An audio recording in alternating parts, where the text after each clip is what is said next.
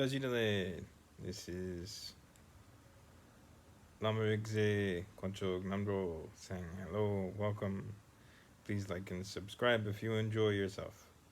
Okay, I wanted to talk briefly about criticizing other teachings or commenting on other teachings or the teachings of other teachers, and the taboo of criticizing a teaching or teachers, which is like, especially in the Vajrayana tradition, is almost suicidal. It's like it's such a taboo and such a potential negativity that even when people are fairly positive somebody isn't right on an issue, they often won't speak up, and that is its own problem. But more of what I wanted to talk about was that Buddhism as a vehicle for achieving enlightenment and personal advancement is completely holistic. In other words, any individual practice is an element within the ecosystem of Buddhism. So if we study the four immeasurables, well, then we also have to consider interdependence, and we also have to consider emptiness, and we also have to consider the functions of the mind and how the mind relates to appearances and the illusory nature of phenomena. So all these things have to come into play in order for you to comprehend one element, and that goes for any of those elements. So if we study compassion, then we have to understand interdependence. If we study interdependence, then we have to understand emptiness. There's always a flow, a chain, an ecosystem, a collection of causes, a collection of elements which allow one to utilize any one given practice. And so oftentimes, because of the format of YouTube and the format of teaching itself, there are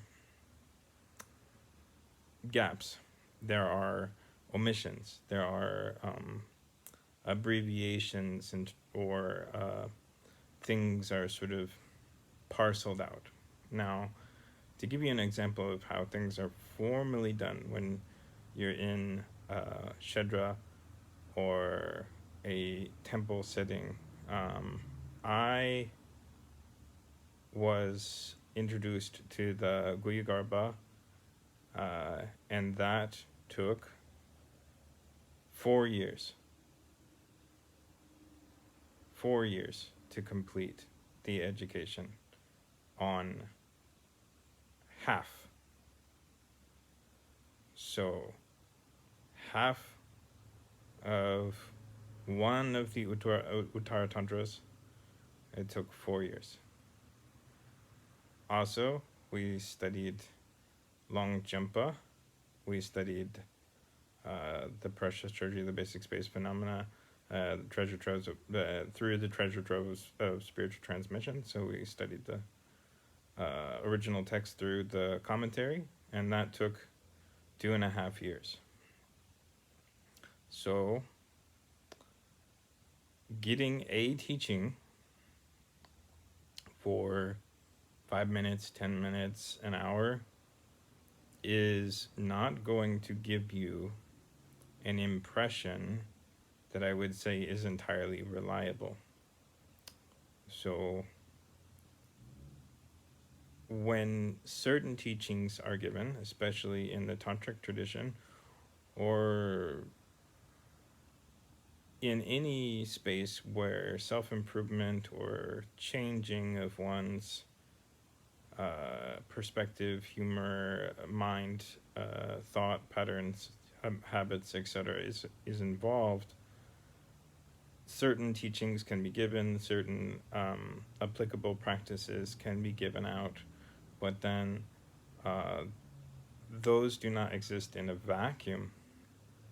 So someone can say something like,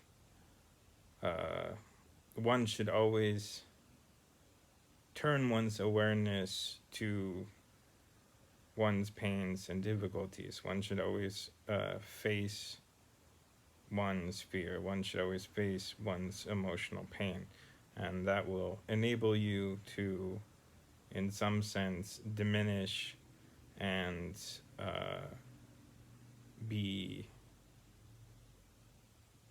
have a greater sense of sovereignty over your kalesha, over your negativities. And that's great advice. You should turn towards whatever you most fear, whatever brings you trouble, whenever you feel like you need to escape, whenever you feel like you need to get up and move around, whenever you feel like you need to do something in order to relieve some feeling or thought pattern or story in your head.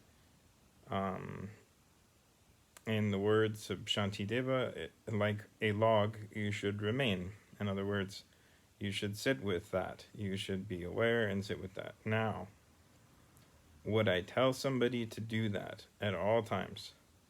Absolutely not. So this is something I've definitely heard lamas say, and it's good advice, but it comes with a lot of caveats, and those caveats, because you're only dealing with 5-minute, an hour format, a day, whatever it is, certain things are taught. And in this case, something like facing your fears, looking directly into your fears, investigating the source of your emotional trauma or pain, and lending awareness to that. Well, all those things have a physical component. They have a mental component, they have an energetic component, and they have a physical component. And the physical component takes its toll. Now, I don't like this word. I generally don't like any New Age term, but there is a physical detox that happens from going through emotional stress. And facing your fears is going to maximize your emotional stress. And if you always face your fears, you're going to maximize your emotional stress over an extended length of time, potentially your entire lifetime. To think that that will not have physical or psychological consequences, to think that you're not going to develop illnesses, that you're not going to develop aches, pains, physical vulnerabilities, or even to potentially traumatize yourself with your own preset traumas. It's just strange to say, but it can happen.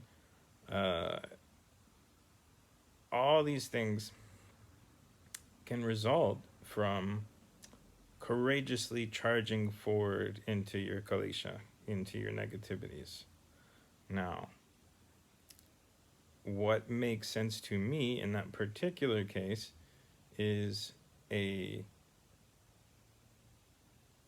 common sense or a middling approach where one assesses one's ability to cope with the physical pain and potential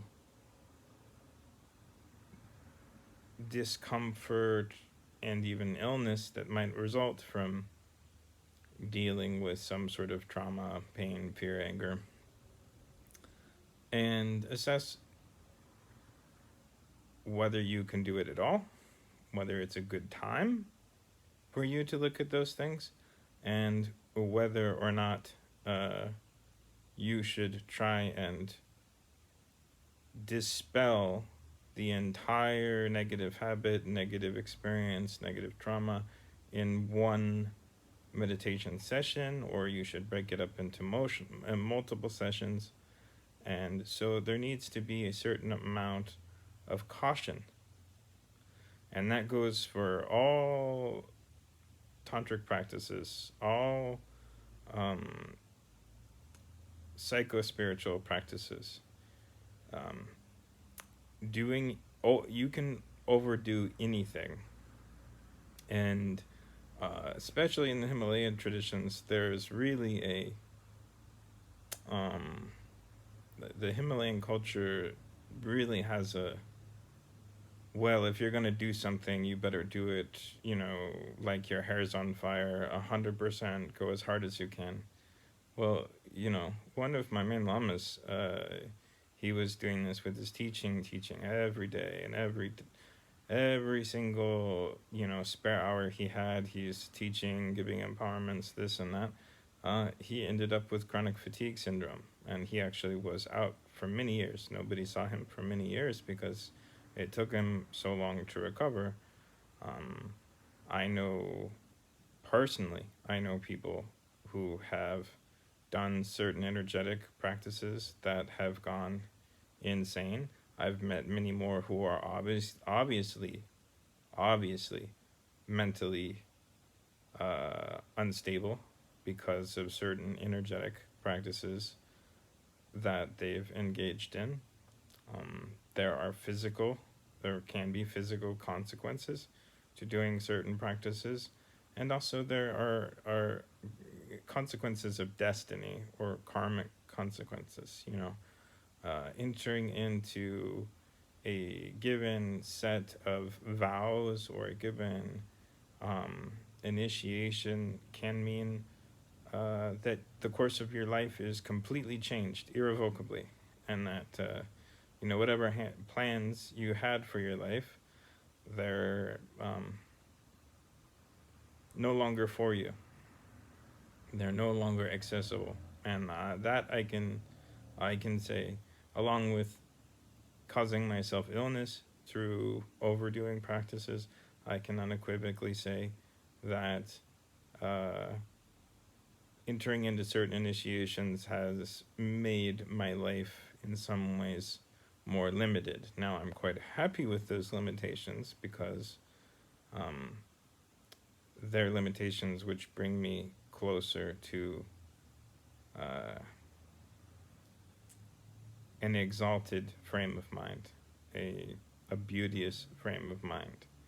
But there was a long period before I recognized the truth of that, where I was quite bitter that my life had been limited in those ways. And so if you see me comment online, or you see me leave a comment on someone else's channel, or you see me criticize someone's assertion, it's not so much that I think they're impossibly wrong and they don't have any right to their opinion. Obviously, or it should be obvious, that Buddhism is such an expansive subject that everybody should have a right to their opinion, and their opinion being, so long as they have a positive intention for others, should always be connected to wisdom. That's just how the karma works in that case. But because there are so many misunderstandings in terms of the long-term consequences of practices, thought processes, and ideas, sometimes I feel compelled to offer a perspective that may contradict others, and I feel like that's fair. And I feel like if any given channel owner or any given Lama has any maturity, that's a welcome thing and not an insult, because they certainly don't mean anyone any disrespect. But definitely, if people have a great deal of experience with something and they know the end of the path or the middle of the path as opposed to the beginning of the path, I think it's important for them to say something about their experience and about what it is or what it may mean to engage in such practices. Just to give a short example before I go, many people chase Kundalini activation, and I was in that camp too, because when I began this, I was very into shortcuts. I was very into getting things done as quickly as possible. Let's get to the enlightenment tomorrow, ASAP. Let's get it done. And I didn't have any notion that, I had this one body and I had to take care of it and that it has to last me for the long haul. I was very much like, well, if I have to, burn every nerve in my body to become enlightened, then so be it. And I wasn't completely conscious or intending that would be a result, and it wasn't necessarily the result, but there's something to that. For those people that are looking to activate Kundalini, it's like inviting a wild animal into your home.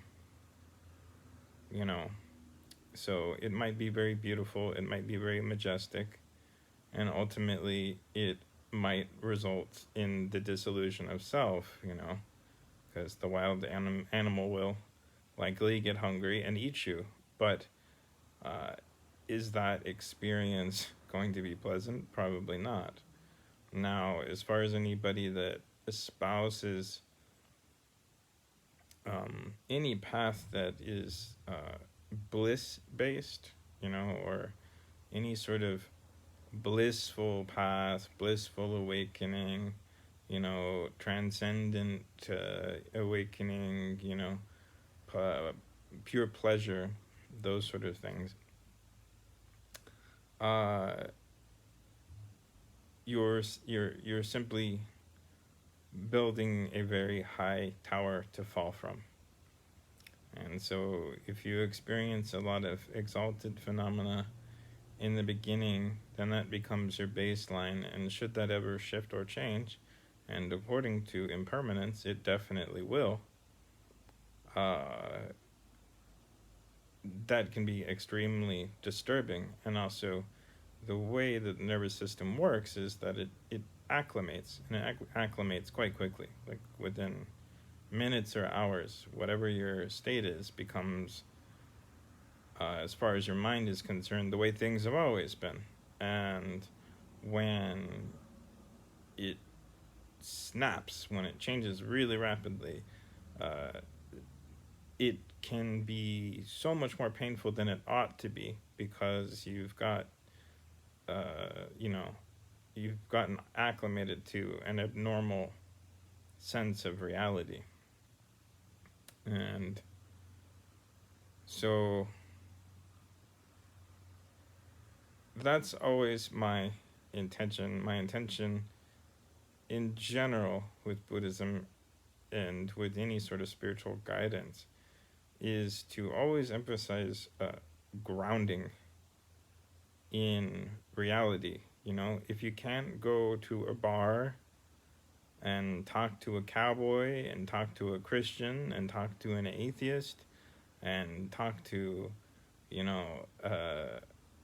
somebody that's really troubled and talk to somebody who's hyper intellectual, if you can't have a conversation with the whole gamut of people, of every class and creed, if you can't find a way to speak to them in their own language, even if you don't agree with them, if you can't at least understand and relate to where they're coming from in the sense of why they may feel the way they feel. And instead you have this sense of, no, no, no, no, this is the truth and this is the way things are, and it's all about, the spirit, or it's all about the bliss, or it's all about austerity, or it's all, oh, you're not following moral conduct because you eat meat and you should be a vegetarian, or you're not, you know, practicing the vows, or you're not observing this or practice, or you shouldn't be doing this practice, you should be doing that practice, or you shouldn't feel this way politically, you should feel that way politically.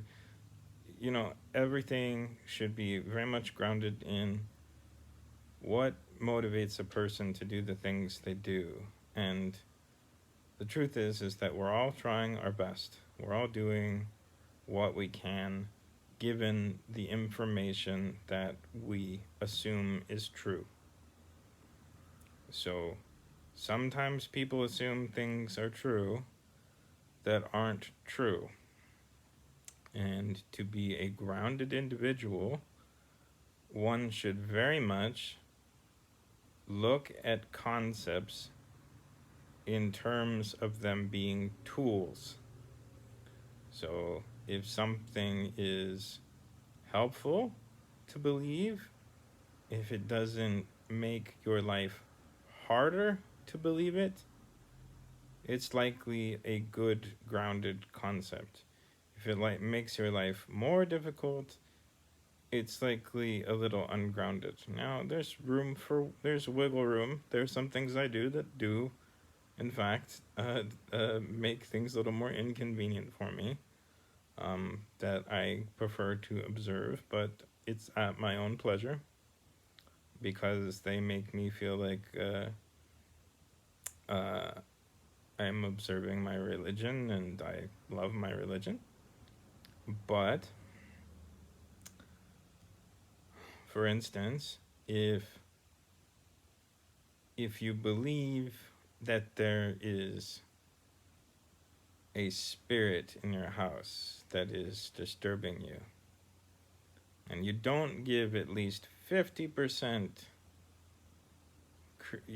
credence to the idea that you might just be imagining things, if you don't allow for the possibility that it's all in your head, well, whether it's in your head or not, that spirit, or that imagined phenomena, that imagined spirit, has complete control over how you feel. So if something disturbing happens, well, there's no way to talk yourself down off the ledge, because you've invested yourself in that belief completely. So there should always be room for something to exist and not exist at the same time, So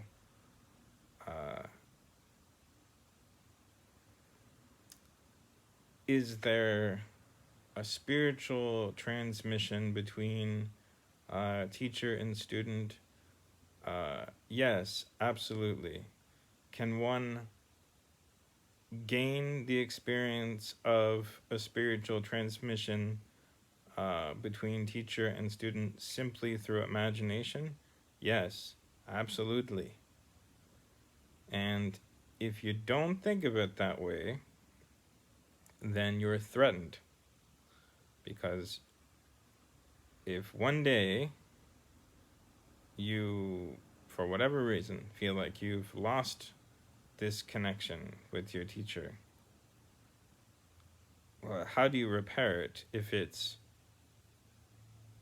all outside of your control? If it's some sort of phenomena based on the teacher's will, or some ritual, or some vow, and it isn't something that you have some control over through your own will and imagination and the power of your mind. See? So being relaxed about believing in anything,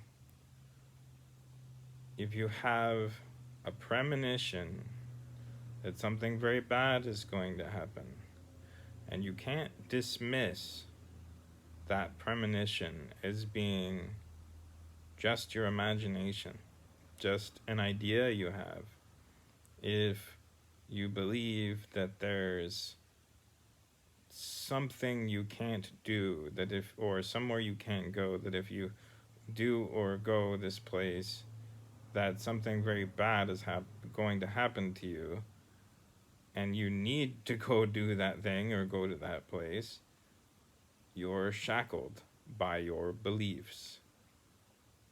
So, it's a bit of a tangent from where I started, but it actually is very much to do with what I'm talking about the limitation of information. So if you grasp a spiritual concept like, oh, never do this in the shrine, never do this in the temple, never, place a book on the floor. Well, what happens when there's no other place to place a book? You're just a sinner at that point, You're just like, okay, now it's horrible karma for you, Oh, you should always prostrate to the teacher. Well, what if you have a bad back? You're just, you're full of disrespect? No, of course not. The absolutism and the absolutism of this rule or that rule or this principle or that principle, oh, make sure you do this offering before you do this practice, make sure you do these prayers before you do this practice. Oh, you forgot that thing, now it's all messed up. No, it's not. It doesn't have to be. It doesn't have to be. It only is if you believe the one thing, whatever it is that you have, like, I must always confront my emotions. No, you don't always have to confront your emotions. If you're tired and you're exhausted and you don't feel well, watch Netflix. Call a friend. Maybe vent. Dare to vent once in a while. Even though complaining is negative karma and the perpetuation of your own negativity and a cause of suffering, sometimes it's all you can do. So,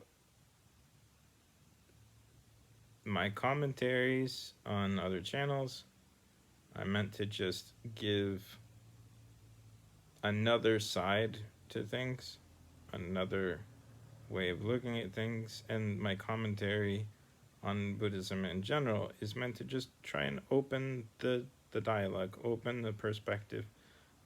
Don't look at everything in terms of, oh, this thing or that thing, I had one gentleman tell me, oh, you should only ever have one lama, because if you die,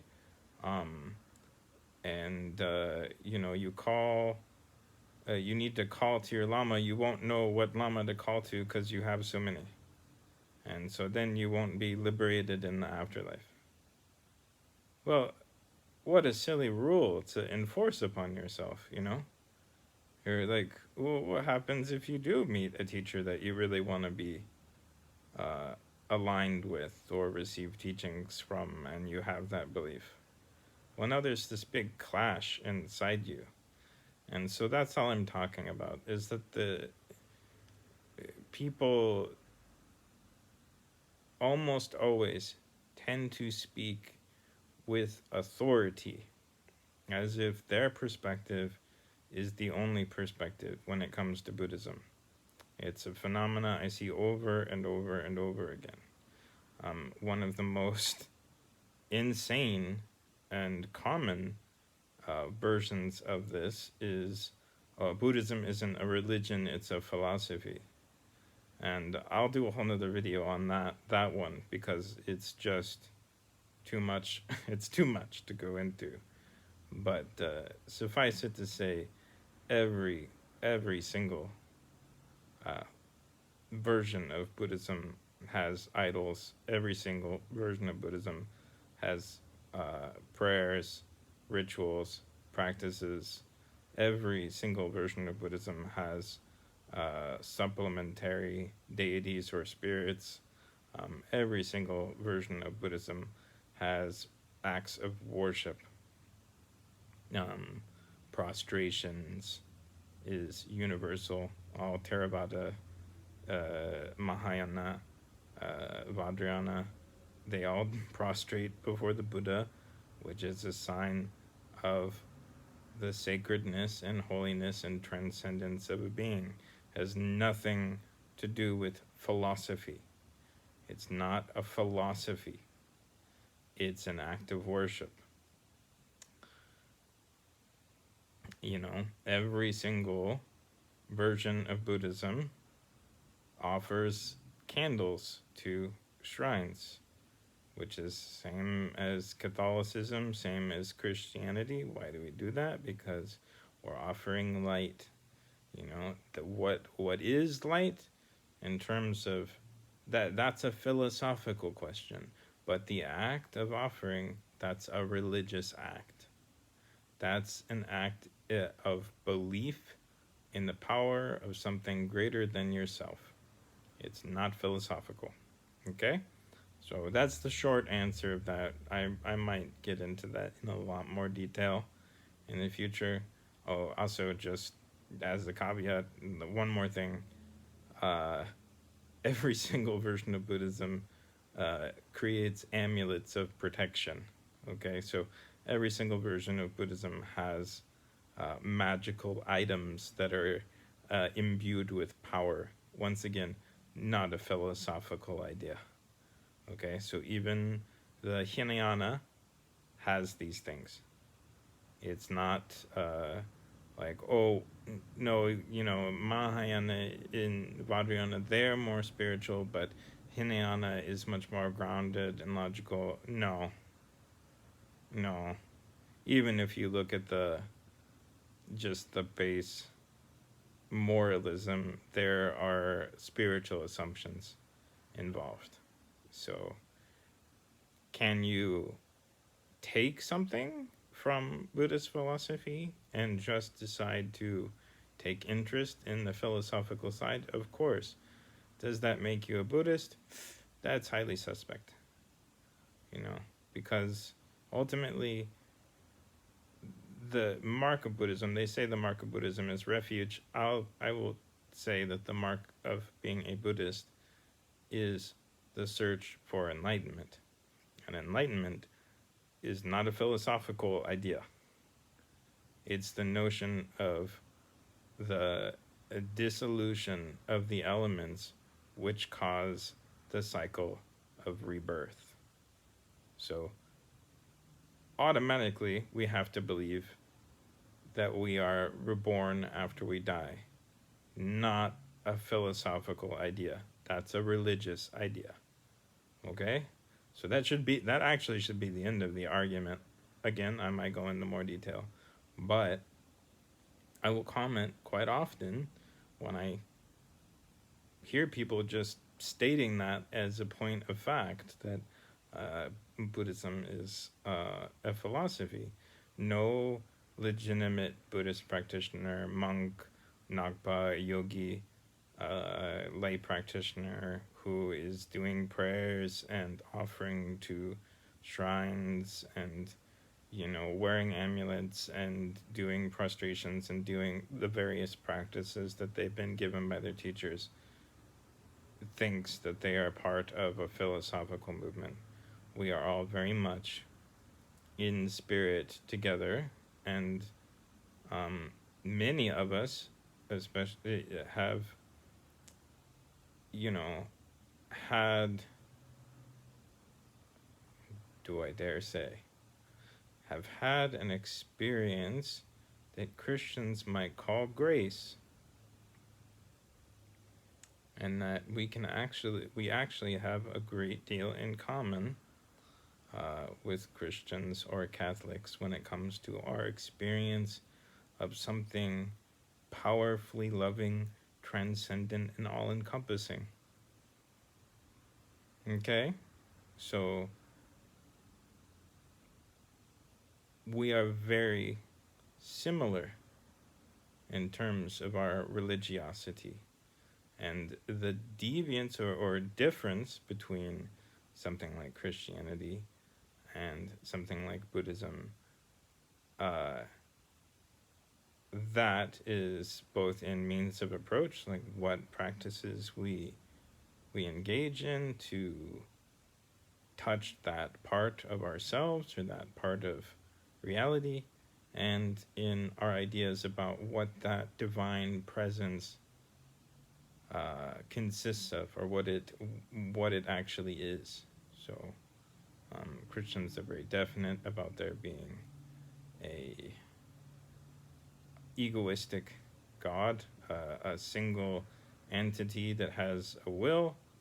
Buddhists are very much in the belief that it is more of a universal benevolence which acts spontaneously and doesn't necessarily